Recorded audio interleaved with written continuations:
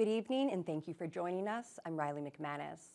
More than 200 workers at the local Resolute Forest Products sawmill are set to enjoy some of the best forestry pay raises seen in decades. It comes following the reopening of Unifor's current collective agreement and extending it by 4 years. Mitchell Ringos has the details.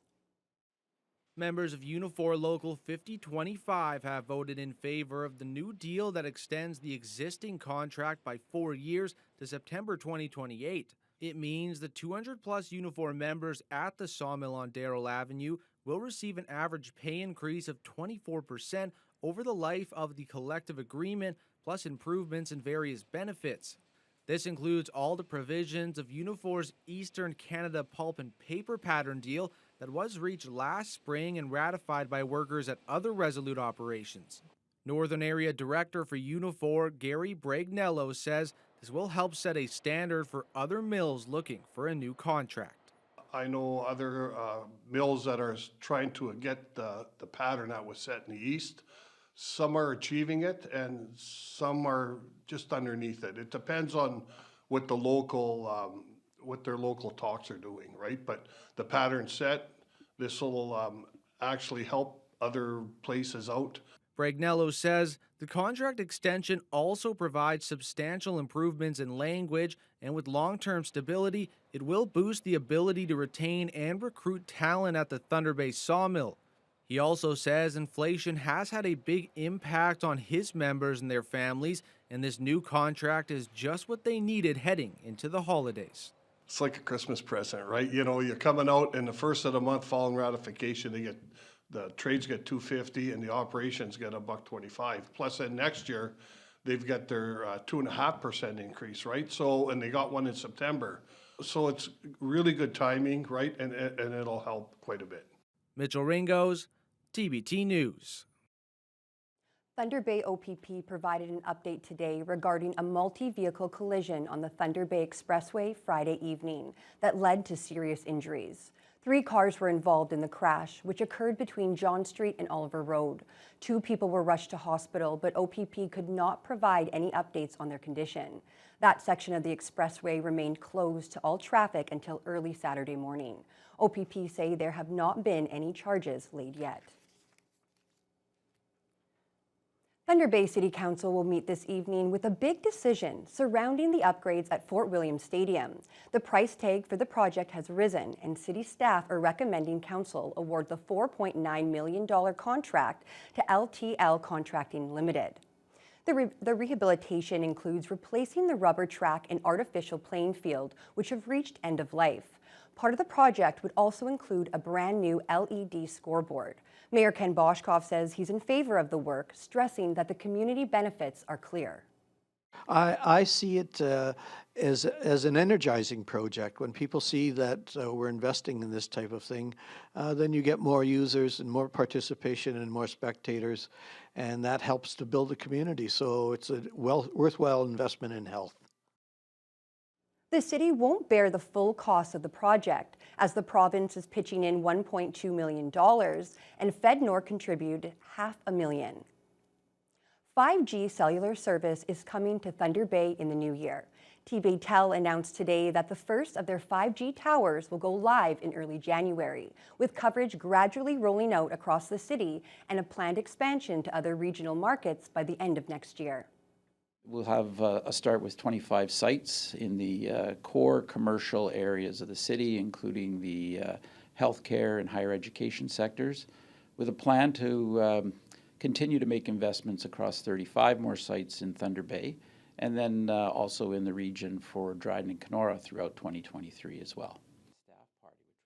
According to CEO Dan Topatai, TVTel intends to invest as much as $200 million over the next 8 years, blanketing the entire region with 5G service. For customers with 5G compatible devices, this could mean dramatically higher data speeds where the new service is available. But it really provides the opportunity to have a network that is as much as 10 times faster than our current LTE network, which provides solutions for commercial applications in terms of private networks or the next generation of cloud gaming as an example. TBayTel customers interested in taking advantage of the new speeds can check out the TBayTel website for more information.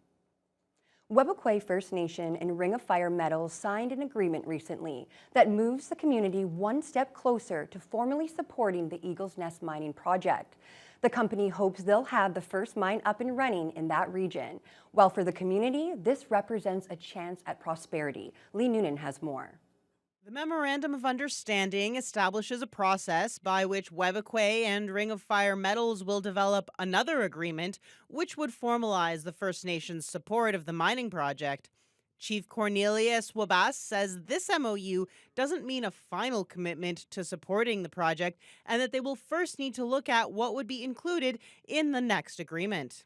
It's all about working together.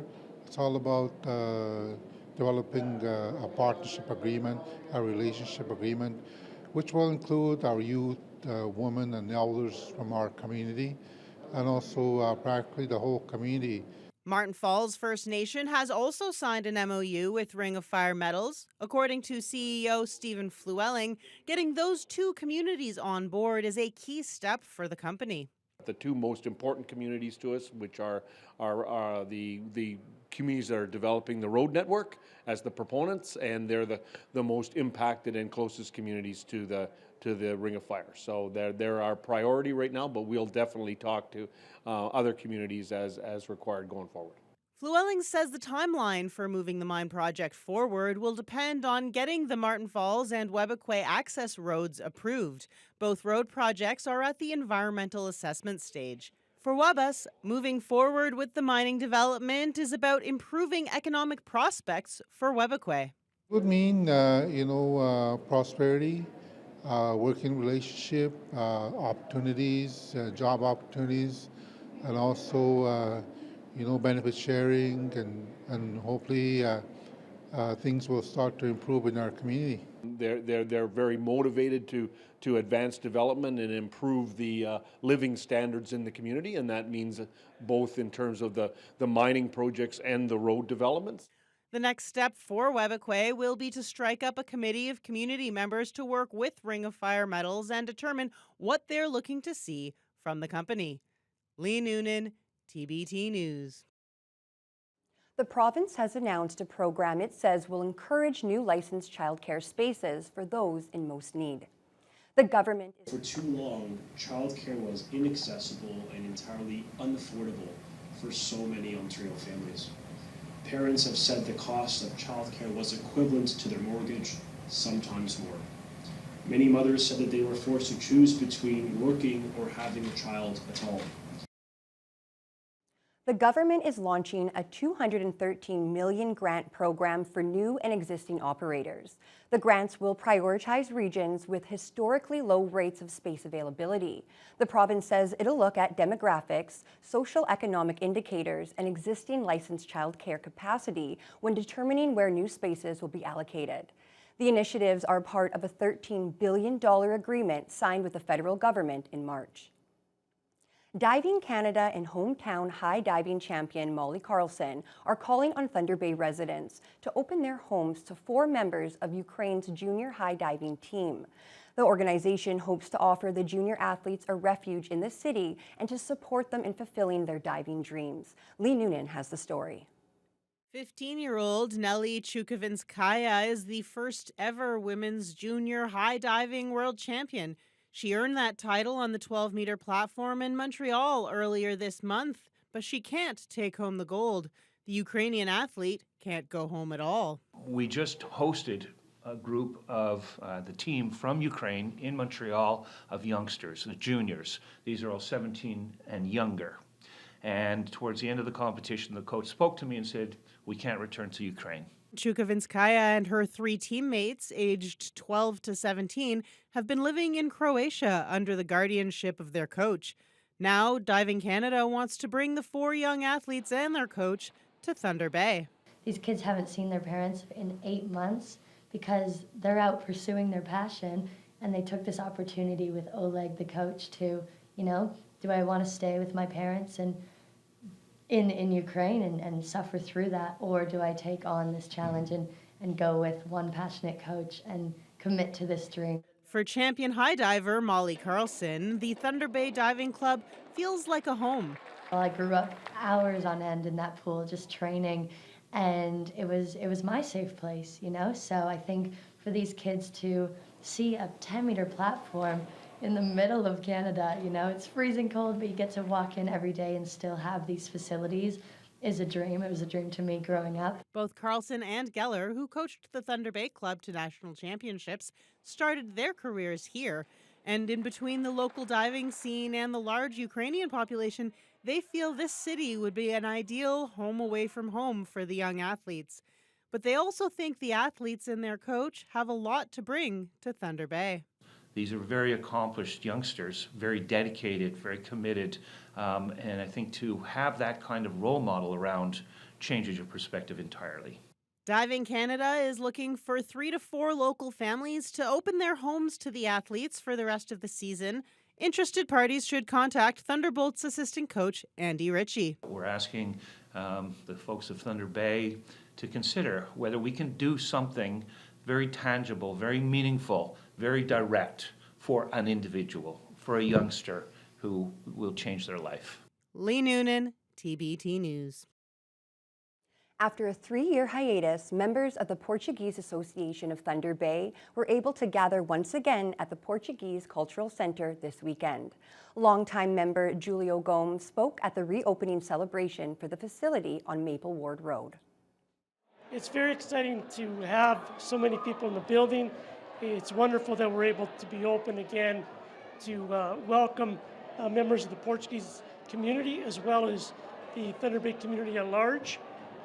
Christmas is just around the corner, and we wanted to take this opportunity to celebrate, bring everybody together, and know that we're going to have a better and brighter 2023. The event also recognized the Community Building Fund grant, which the association received last year from the Ontario Trillium Foundation. Over $43,000 was provided, which Gomes says allowed them to pay their utility bills, purchase personal protective equipment and sanitizing stations for the site, and keep them virtually connected to the community. Suzanne Sterling, a volunteer with the Ontario Trillium Foundation, says it's important to support organizations like the Portuguese Association because they help people stay connected. Without that connection, organizations lose that sense of community and that sense of belonging. And then the organizations have to rebuild. Ontario Trillium Foundation did not want that to happen because they recognize the importance of those small communities. Gomes adds that the grant also allowed them to increase their online presence with a website, which will be up and running soon. Sleeping Giant Brewery welcomed over 100 furry friends yesterday for their Santa Paws fundraiser. The collaboration with Paws for Love invited pet owners to bring their dogs and cats to get pictures taken with Santa. Jess Clement has the story.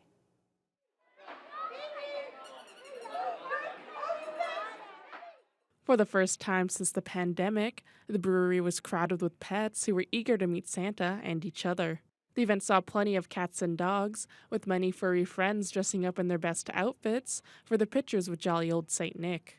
The event is in support of Paws for Love, a local not-for-profit dog rescue, and Andrea Mulligan, co-founder of the Sleeping Giant Brewing Company, says she's excited to be able to collaborate again. A great synergy with craft beer is people love their pets, and most beer drinkers are dog lovers or pet lovers of some sort. So it's just a wonderful way to help an organization in the community, but also just bring people together over a great beer and a furry friend.